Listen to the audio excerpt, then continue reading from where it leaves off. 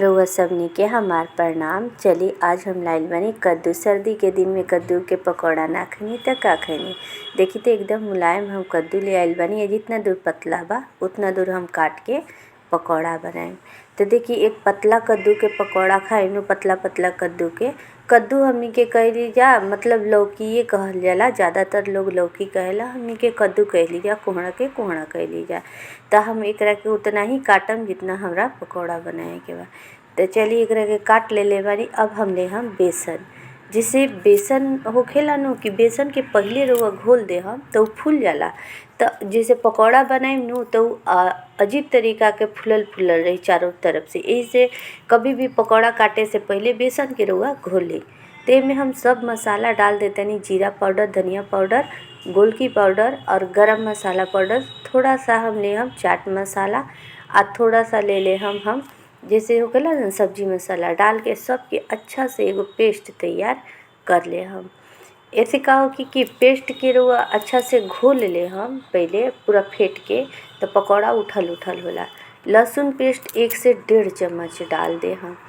एकदम पूरा फेंटे के बाद जैसे घोल फेंटाला बड़ी उरी के, वैसे रउआ अच्छा से एकरा के पेस्ट के फेंट ले हम। आ ज़्यादा पतला ना करे के चाहिए। कभी भी घोल तैयार करी तो हल्का सा मोटा ही रहे। जैसे पेस्ट रउआ बनाईला कोई चीज़ के घोल बनाईला वो तरीका से घोल होगी। तो एकरा के हम फेंट ले बनी इस तरीका से। अब एकरा के 10 से 15 मिनट खातिर छोड़ देतनी। तब तक हमनी के कद्दू काट लिया। तो कद्दू के हम अच्छा से छील ले बनी चारों तरफ से। अब पकौड़ा के आकार दे दिए, मतलब साइज में काट लिया। तो देखी एकदम इतना मुलायम रहे न कि ओकरा में बीज ना रहे। जब बीज रहेला जो ना लौका में, उ लौका के पकौड़ा अच्छा ना बने। तो देखिए हम वही तरीका से काट ले। हम थोड़ा सा मोटा मोटा काटम कि थोड़ा कद्दू के भी स्वाद, लौका के भी स्वाद आए। तो इस तरीका से हम कटले बनी चारों तरफ। और वो डायरेक्ट पानी में डालते जाए, काहे कि कोई भी जैसे आलू के भी रुआ काटम, गोभी के भी काटम, तो डायरेक्ट पानी में रउआ डाल ले जाए तो काला ना होखेला। ऐसे का होखेला कि ऊपर के जो परत होला नु त काला काला हो जाला, तो देखे में अच्छा भी ना लागे। तो एकरा के काट काट के हम सब पानी में डाल दे हम। चलता हम कद्दू के इसी तरीका से सबके काट लेतानी आ काट के सबके पानी में डाल लेतानी।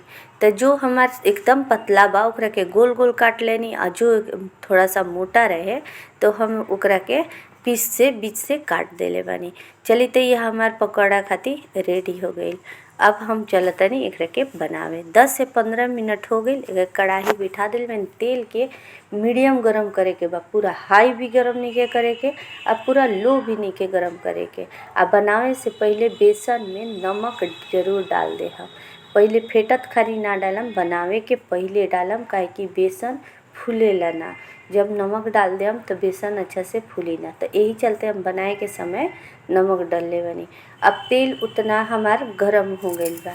अब एकरा के थोड़ा सा मिक्स कर ली आ तेल के डाल दी तेल में। आ तेल के ध्यान रहे कि पूरा हाई ना आ पूरा लो ना, काहे कि पूरा हाई रही तो ऊपर से पक जाई, आ पूरा लो रही तो जल्दी पकी ना। तो ये चलते मीडियम गरम होके के चाहिए कि धीरे धीरे मतलब कि अंदर तक ले पक जाए। तो इसी तरीका से डिप कर करके मतलब डुबा डुबा के डाल देवे के बाद। ऐसे का हो कि डुबा देखिए मोटा अगर घोल रही तो पूरा मोटा ही रही, आ पूरा पतला रही तो चारों तरफ लगबे ना करी।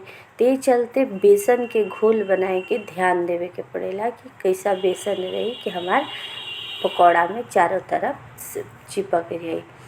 और बेसन के दाल, चना दाल के अगर बेसन वो तैयार करते फुला के तो ओकरा के एकदम बारीक पीस ले हम। देखी तो एक तरफ हमार पकौड़ा सिकल बा। अब एकरा के पलट पलट के सीख लेवे के बा। और ज़्यादा तेल को गरम ना करम, काहे कि तेल जब ज़्यादा गरम हो जाई तो अंदर तक ले ना पाकी। तो मीडियम गरम होके के चाहिए तेल। तो देखिए हमार पकौड़ा इसी तरीका से सब हम बना लेता नहीं। तो हमार पकौड़ा ये पक गई बा। अब एकरा के तेल के निचोड़ निचोड़ के निकाल ले हम। इसी तरीका से सब पकौड़ा हम तैयार कर ले हम। अगर वह गोभी के चाहिए तो इसी घोल में रउआ गोभी के भी पकौड़ा बना सकतानी। तो हमार रेसिपी रउआ लोग के कैसा लागल, तो फिर हमार रेसिपी रउआ लोग के देखे खातिर बहुत बहुत धन्यवाद। देखिए इसी तरीका से तेल हम सब निकाल ले हम।